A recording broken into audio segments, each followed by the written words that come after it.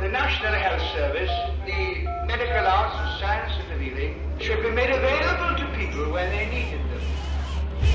Major questions about how to fund the future of the NHS.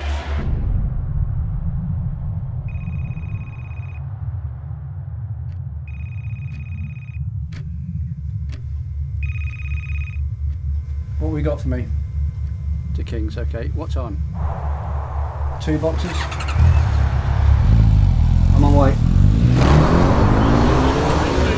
Doctors and nurses at A&E working flat out for days to manage demand.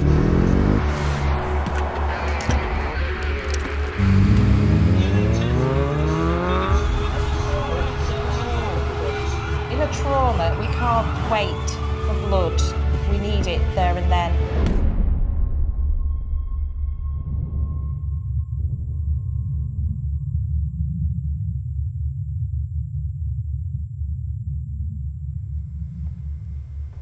I love that feeling when you come out of a path lab and they snatch the box off you and saying, thank God you're here. You come away thinking, you know, I've done something here today.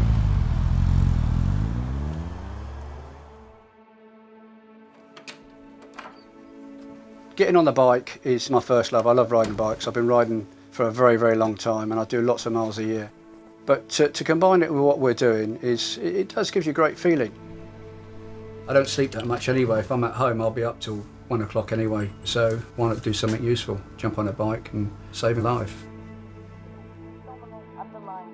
The group itself are a great bunch of people. Quite a motley crew really at the end of the day. But you know, it works really well because everybody's like-minded. Everybody wants to get on the bike. Everybody wants to help the NHS. It's simple as that.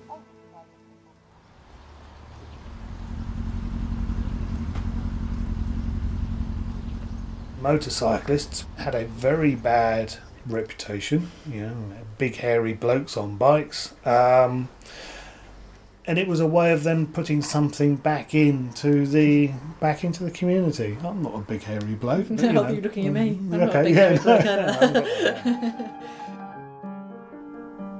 In 2009, I got a phone call from my sister just telling me that her daughter, my niece, Caitlin, had developed a Ewing sarcoma, which is a rare bone cancer.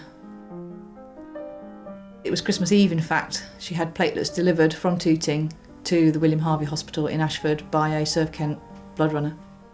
It was sort of a year later. I thought, I must do. Life's too short. I need to give something back to the community for helping Caitlin. I thought, oh, that would be a great way to give something back. I need to learn to ride a motorbike. So I did. It's almost surreal because you use motorcyclists and premature babies in the same sentence. It doesn't sound right. We take the public image, the paradigm, if you like, of the leather-clad hooligan with no road manners, and we blow that out the water by walking into a neonatal intensive care unit with a box of donor milk for the children. The last run I did, I had a run to Newcastle Hospital and I had 48 bottles of baby's milk. 48 bottles is like a song, isn't it? When we first set off 18 months ago, we had one motorcycle, which was shared between us all, and we were using our own cars and our own motorcycles, and we've never ever missed a run. We're born and bred here. This is our place, Cumbria. We know which roads we can get through and which roads we can't get through. There's not much that'll stop us getting that blood to where it needs to be. I can guarantee that.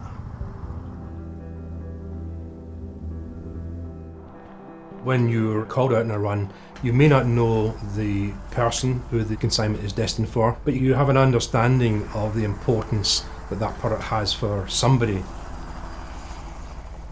Last summer, I was just walking through the A&E doors on the way out, and this guy comes up to me and he says, have you just delivered platelets? And I said, yeah. He said, they were for my mum.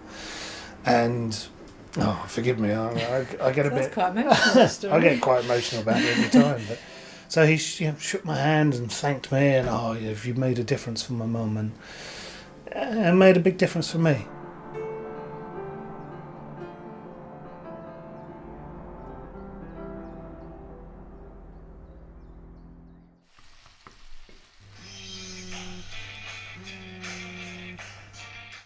I didn't necessarily want to go out riding my motorbike at night because I didn't think that that would be ideal, leaving Gerald at night and he would worry too much, so I didn't want to do that. And then, of course, the role of controller was discussed.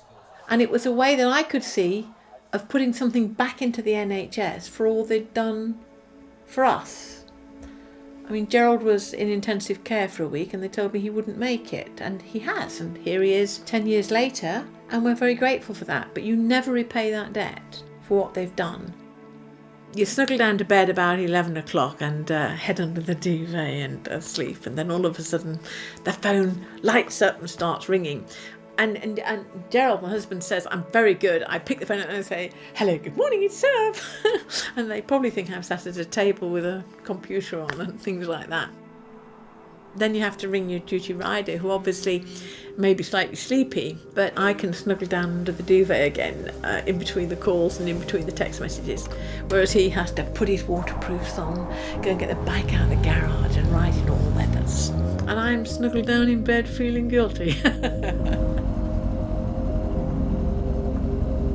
3 nights ago, I went to Whitechapel and they wanted plasma and blood. Now, you know that if they want plasma, that's a clotting agent, so somebody's obviously bleeding out. So you know you've got to get it there as quickly as you can. That's it. Everything is down to you.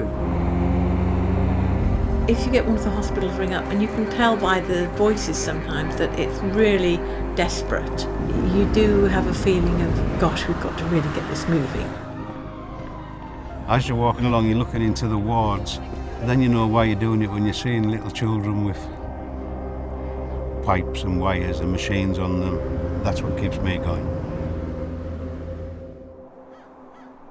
I know what it's like to need that life-saving blood. I was actually taken into A&E and I needed 11 units of blood from the blood banks. To have somebody who'd actually done that for me to live, I thought going into the blood banks really is a way to say thank you. You know, you can talk about things and you can do things. And just taking that box of blood from here to there is going to help save somebody's life. We don't charge the hospitals. We don't question the relevance of the run we're asked to do. If it fits on the bike and it's urgent enough, then we'll move it for free. The commitment that people show is incredible. These people are out there just willing and absolutely ready to be woken up at midnight and asked to go 100 miles. It's just unbelievable. If you can be up here where you can't stand up for the wind, the roads are slippy, it's raining, there's fog, there's ice. Do you want to be out in that? I do, because I'm a blood biker for Cumbria, and that's what it's all about.